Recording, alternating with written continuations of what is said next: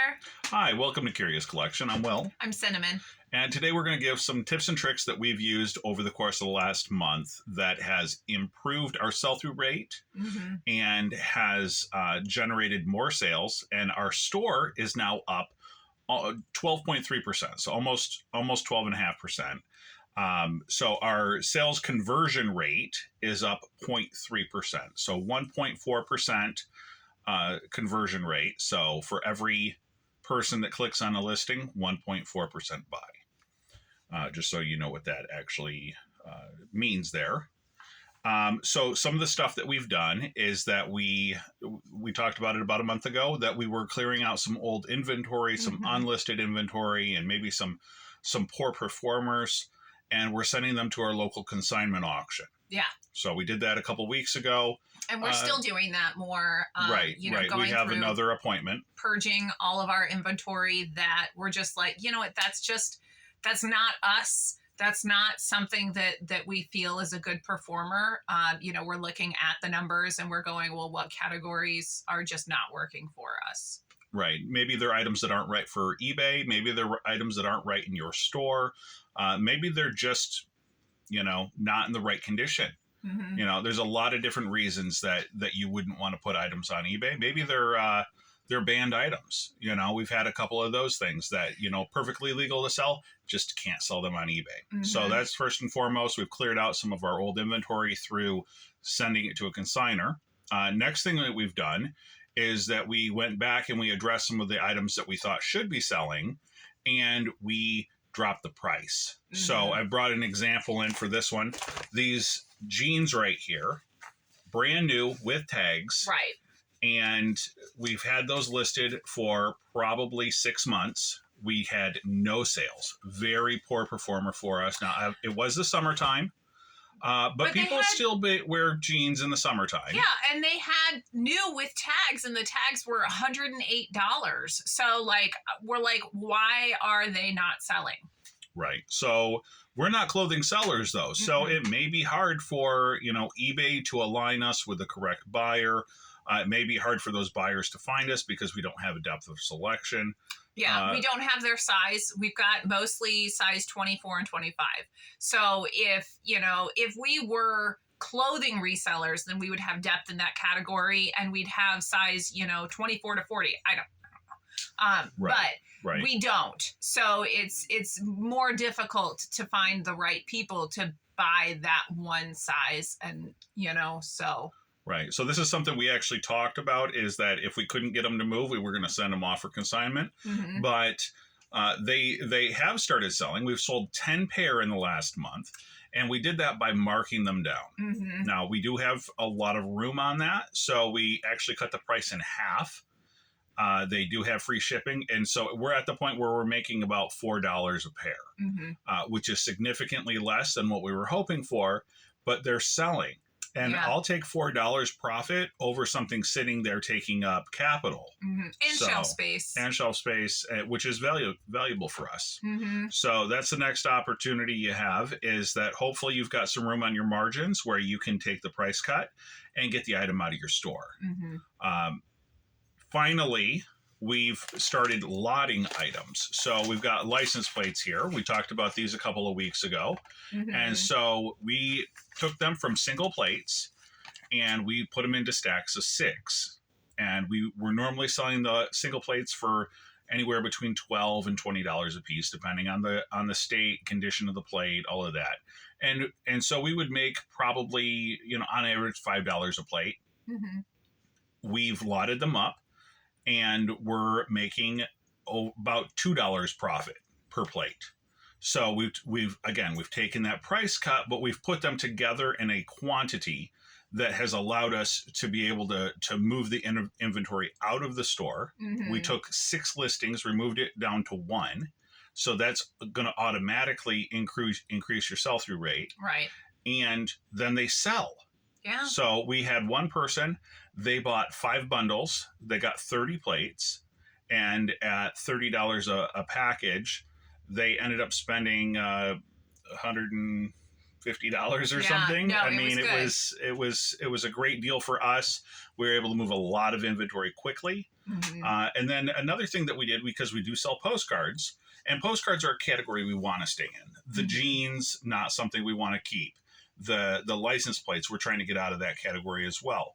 But the postcards are a category that we do find depth in. We found performance that works for us. We have a listing method that works for us.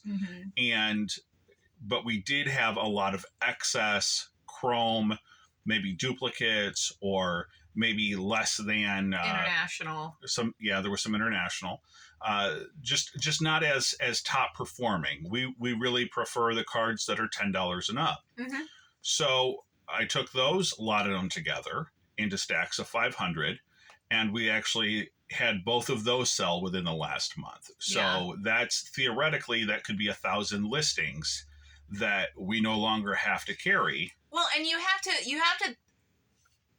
to remember that your time is also a very valuable asset to your company. So, the amount of time that it takes for us to count out 500 postcards and make that one listing is way better than the amount of time that it would have taken him to go through and put up 500 individual listings for $2 and $3 cards. Right. So again, when we sell a postcard, we list them at $2.99 minimally. So a lot of those cards would have ended up at that price point. Probably, a good amount of them wouldn't have sold. On $2.99, we make $1.77 as our profit margin. So listing them together in a bulk lot like we did, our profit margin's around 9 cents. Opposed to $1.77. So we're taking a significant hit on that margin.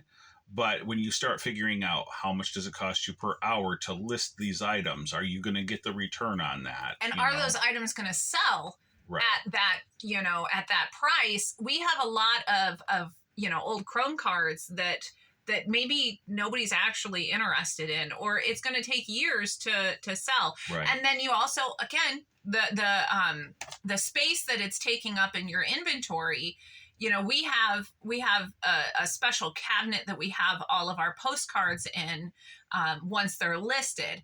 Well, that cabinet only has so many drawers, so we can only have so much, and my jewelry goes in that cabinet too. So, Right. So we could expand out that storage space in other rooms or other ways, but we try to maintain our business within our home, and we limit it to 2 rooms. Yeah. And that's important for us. We don't want to incur the additional cost of storage space. We don't want to have to, go and get rental commercial space. We've actually at one point talked about buying a adjacent property or putting a shed on our property. But again, that every time you do that, you're incurring more costs, and you're putting the inventory further away from you. And we find for our business, having that inventory close at hand reduces a lot of friction about go to work.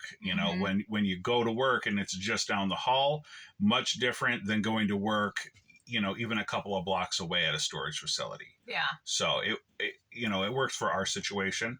Yeah. So the last thing we've got here, we did, the last thing we did for this was we started taking our print ads out of our main store, which because we have a ad store. So instead of Curious Collection, we have Curious Collection ads. And so we started removing those listings, listing them up into the new store, and we found some success with that as well. The new store is intended to be slower. So it's okay for us if the sell-through rate is slower. It's got a couple of thousand items in it, and it's just going to be slow. Print ads are not fast-selling category. But at least there will be depth in that store so that people can see, like, okay, they might click on a Budweiser print ad, and then, if they look at our store, like we have so many other Budweiser print ads, they might buy 2 or 3 of them, or, they might find one they like better, and then that will seal the deal. Right. So That's going to also help improve our sell-through rate by removing those listings that are slow sellers, that are, possibly some of them aren't going to sell ever. Right. So, we'd like to keep our main store as our fast selling, higher dollar, just overall more attractive products. Mm-hmm.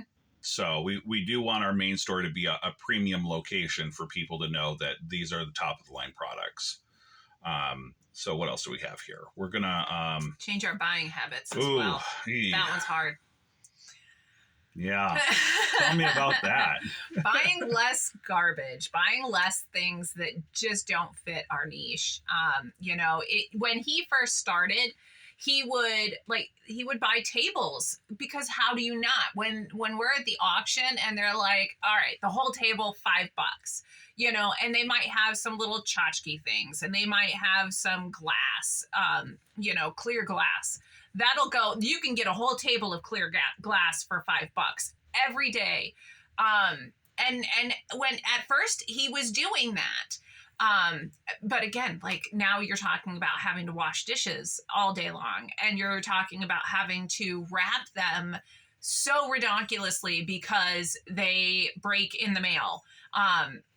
So we have changed our buying habits to go, okay, does this really fit in our store? Is this something that we can see people buying?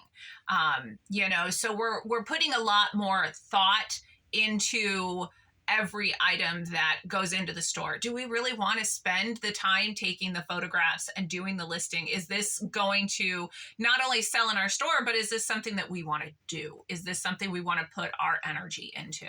Right. I think with regard to buying, that's the most important thing is there a proven record that the item has sold? But absolutely the most important is this something that I have passion for? Mm-hmm.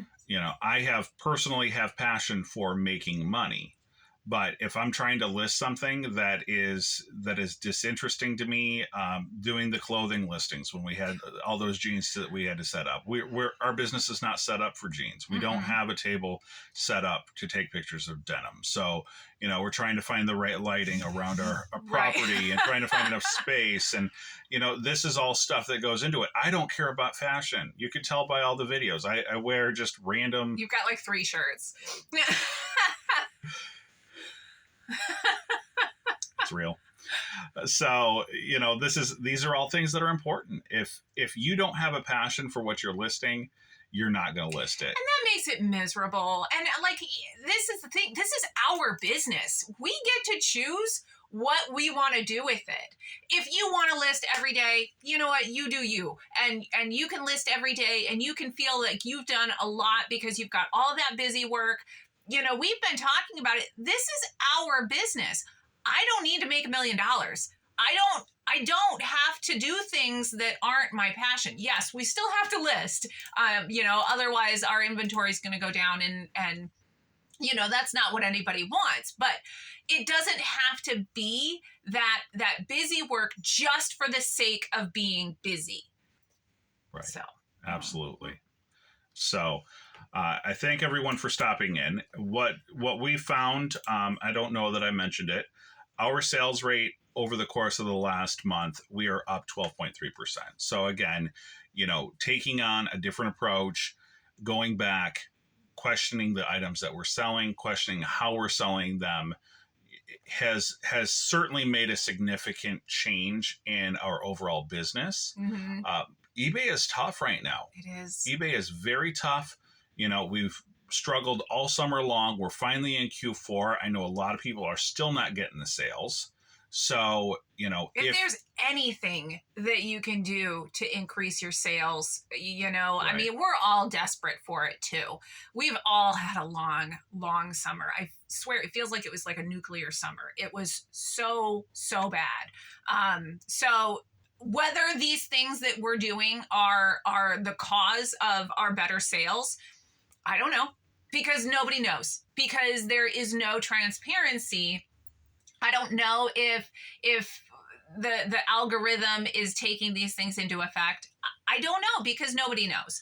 The rumor is that your sell-through rate as a store is affecting your sales and your positioning within the algorithm. So that's why specifically we've made these changes.